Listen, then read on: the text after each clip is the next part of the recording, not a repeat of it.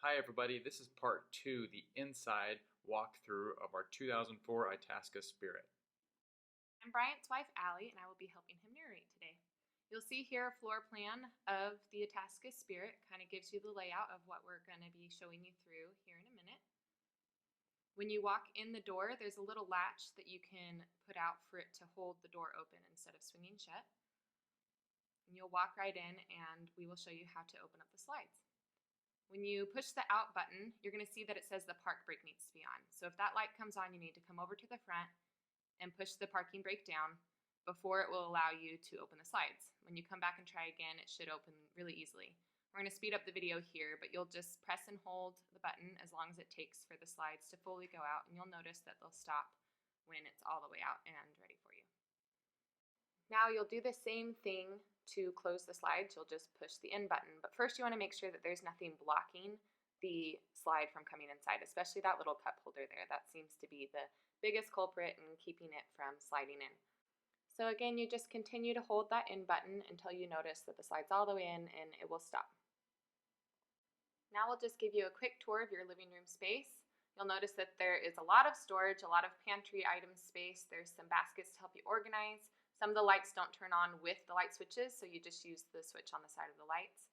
There's a lot of space on the sides here. Right here I'm going to show you how to put up a little quick cover that we made just to help block out light, especially for the person that sleeps above the cab. There's Velcro that will help you attach it. You can just tuck it in there. And you'll also see that we have some curtains that you can use to block out that light as well.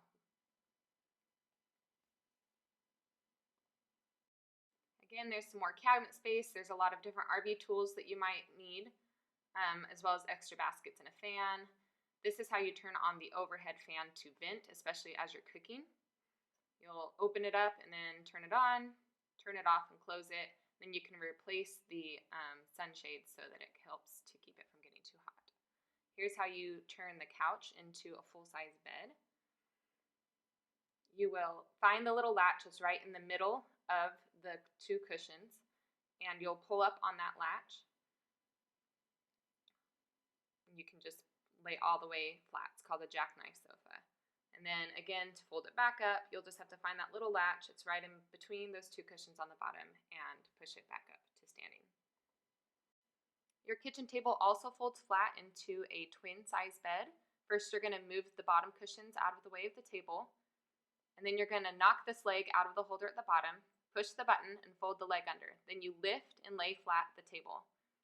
Replace your cushions so that they're flat for the bed, and you'll find sheets for this bed and for the couch bed underneath the queen bed in the master room.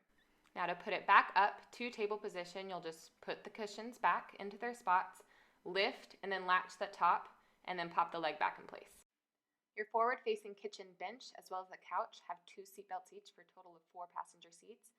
To do the one on the kitchen bench, you're just going to lift up the cushions, pull up the board, find the buckles at the bottom, and lace them through the slots that you see here. Now push them out of place, put the cushion back in place, lay the belts flat, and then pop your back cushion in. Finding the seat belts on the couch is a little bit trickier. You just want to remove the top part of the slip cover and fold it over those bottom cushions. Then you partially open and lift the couch as if you were putting the bed down flat, but you reach between the top and the bottom cushions and pull the seat belts out through.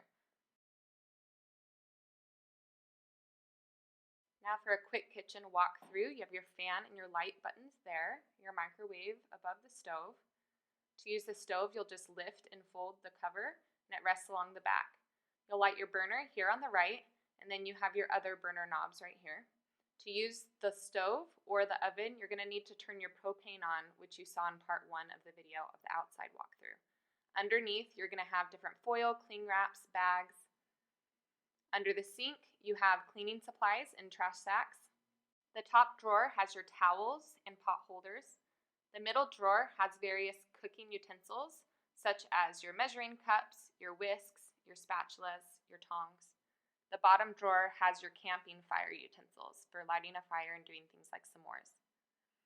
Up here you'll see a strainer or a dish dryer, as well as a bucket that helps to maintain your cleaning water.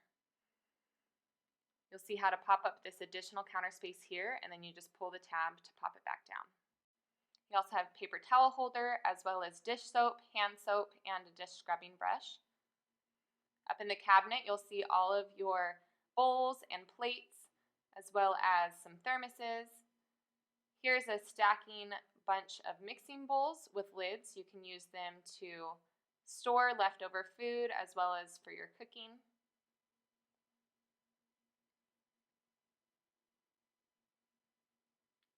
And below you'll see a caddy that has napkins and silverware. To the cabinet on the left, you'll see various spices that you can use in your cooking, as well as cups, oil, salt, and pepper. Below the fridge, you have some different pans for cooking. Some of the drawers you have to kind of lift as you pull them out. Then you have your fridge with some drawers and a little slider to make it colder or warmer, as well as your freezer. Above the fridge, you'll want to be sure to turn your fridge on to get it cooling, and leave the gas button down. You'll see when you pop it up, now you're using your gas, and it's better to run it on electric. Now for your control panel, which you'll find on the wall right inside the front door. First, you'll see your thermostat. You want to keep it over on cool or on electric heat instead of using the gas. Above that, you'll find where you start the generator. You're going to push and hold the start button until you hear and see the generator kick on. You're allowed 4 hours per day with your rental or additional charges if you use more. Here's where you turn on the water pump if you're using your holding water tank. If you're hooked up at a campsite, you won't need to use this button. Here's where you turn on your water heater, but you will need the propane on outside to use it. Here's your holding tank heater if you're using that freshwater holding tank. Here's where you can test your levels, see how full you are on fresh water, gray water, black water, and your battery and gas. Now for your shower and bathroom area. Here you will need to loosen the lock on the top before you slide out the door. And you'll want to lock that back in place before you start traveling. We have all different kinds of soaps for you to use. And you have your hot and cold knobs as well as your shower head. Inside the bathroom, you'll find fresh towels. Underneath the sink, you'll see extra supplies, toilet paper, cleaning supplies. And you're going to want to put one of these fresheners inside the toilet.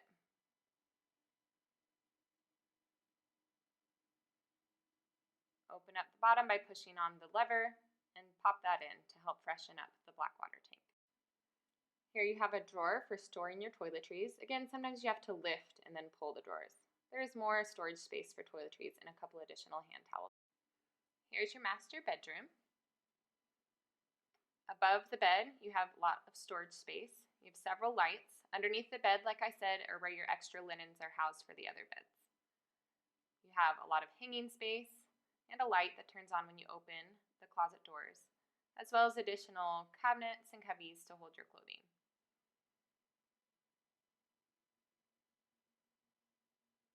You have another cabinet up here and a TV that allows you to play DVDs. There's also a slide in the master bedroom, so it'll be much the same as the one that you saw in the living room. You're going to push the in and out buttons to slide the master bedroom in and out, and it will slide all the way until the bed hits the closet.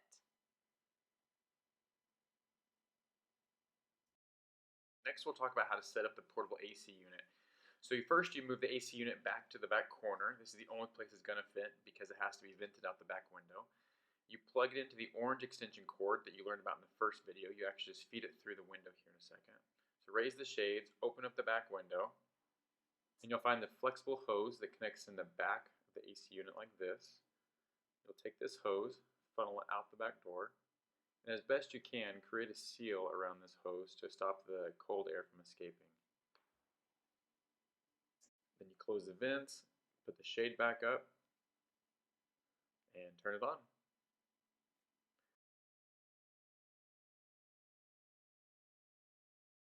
We'll end our walkthrough heading back up to the front cab. So open the front door here. You'll find the brake release. Above that are a couple different buttons that control where the battery routes power to. I just leave it on engine up here in the front.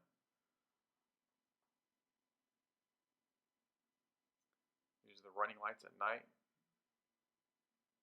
Your headlights right there. And over here, got the AC and the radio. Down in this compartment is the backup camera. This is extremely helpful when backing up. I highly recommend it. But even then, we always have someone else backing up outside to help. The camera is super helpful, and you can see a lot, but there's still things that you just miss. So you'll push the red button there and turn it on. So if you notice there, you can see down, so you don't run into anything, but that doesn't help with backing up into trees or posts. So make sure that someone is always outside helping you back up as well. And finally, up here in the front cab, we keep the wraparound white shade bra. All right, thanks for watching our walk through the inside of our 2004 Itasca Spirit. If you have any questions, feel free to reach out to us or leave any comments or questions down below and we can get back to you. Thanks for watching, and we hope you enjoy your trip.